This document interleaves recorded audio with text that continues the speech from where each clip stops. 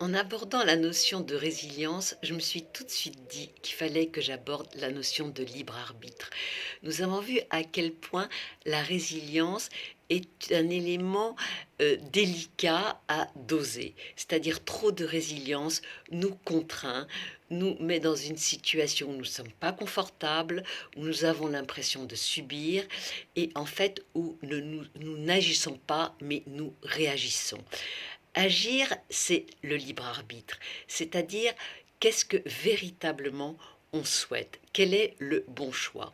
Et ce bon choix, je l'aborde souvent dans des vidéos à travers des cas concrets, parce qu'il n'est pas évident.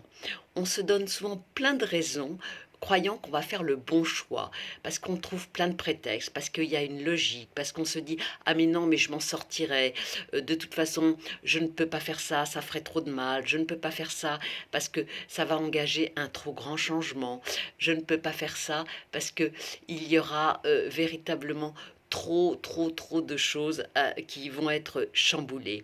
Mais dans cette négociation et ce compromis, il faut toujours se dire que en premier lieu, où est notre liberté?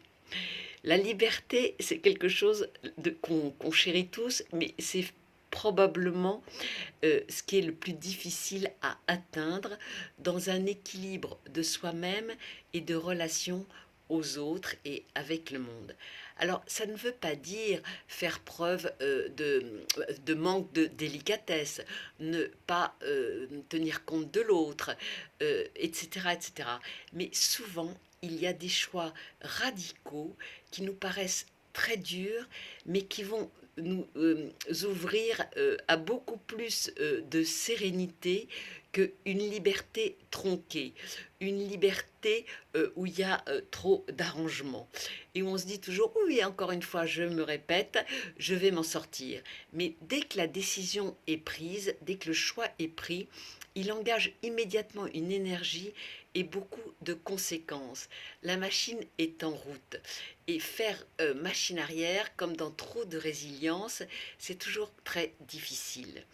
Dans tous les cas concrets que j'aborde, souvent j'insiste sur des exemples où il y a un leurre parce qu'on a cru faire le bon choix par logique, avec toute une série de prétextes qui sont en fait, on va dire, des moyens de s'en sortir sans trop changer, sans s'affirmer, sans mettre le point sur la table.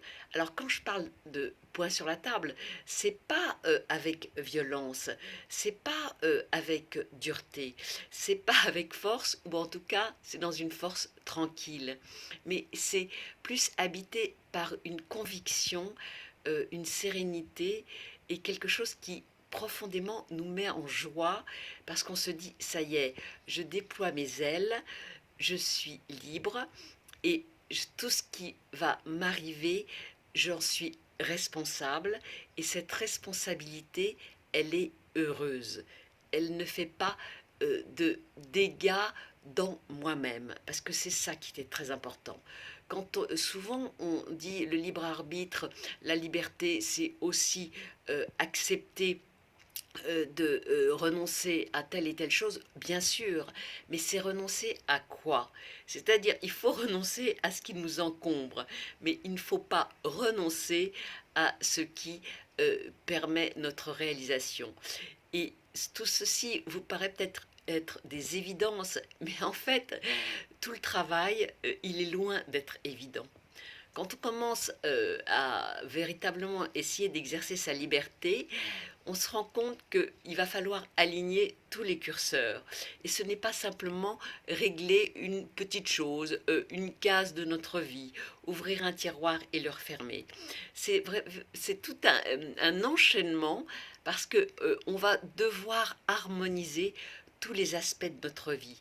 Et souvent, quelqu'un vient me voir pour une raison professionnelle, mais immédiatement, ça va toucher l'intime, ça va toucher sa vie affective, ça va toucher ses relations sentimentales, amicales, etc. Et si quelqu'un vient me voir pour une situation personnelle immédiatement. Ça va aussi avoir un lien sur sa situation professionnelle. Parce que notre comportement, il ne peut pas être dissocié. On ne peut pas être un personnage dans le travail et un personnage chez soi. Et à partir de ce moment-là, il y a une espèce de dichotomie qui est très difficile à vivre et ce n'est pas être libre.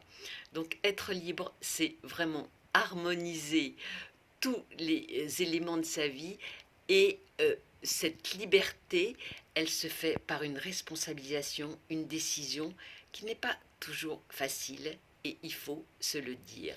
Le changement, l'accès à la liberté est véritablement un chemin qui se construit pas à pas, mais on ne peut pas oublier une case, on ne peut pas ouvrir un tiroir et le refermer. Et cette notion d'harmonie dans le libre arbitre est fondamentale. Merci.